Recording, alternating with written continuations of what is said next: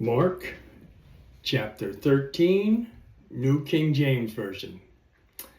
Then as he went out of the temple, one of his disciples said to him, "Teacher, see what manner of stones and what buildings are here."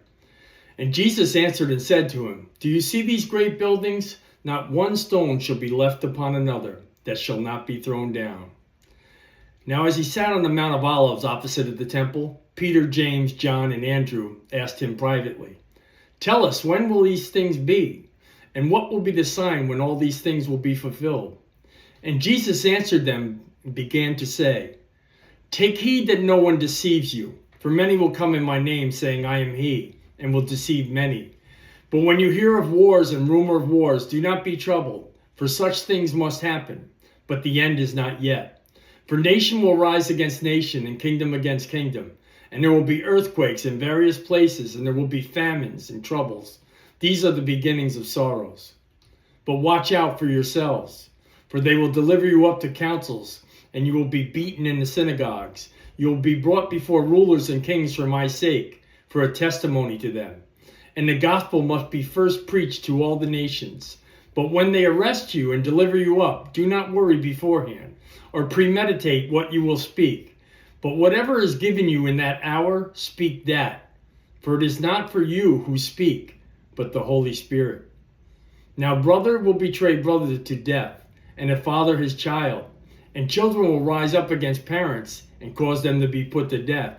And you will be hated by all for my name's sake. But he who endures to the end shall be saved. So when you see the abomination of desolation spoken of by Daniel the prophet standing where it ought not, let the reader understand.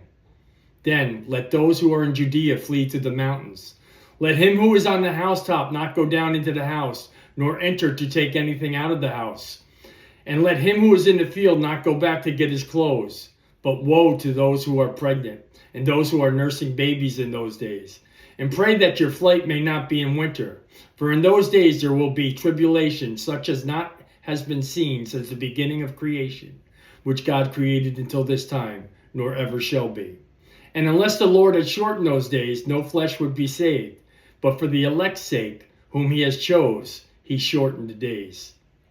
Then if anyone says to you, 'Look, here is the Christ,' or 'Look, here he is,' do not believe it.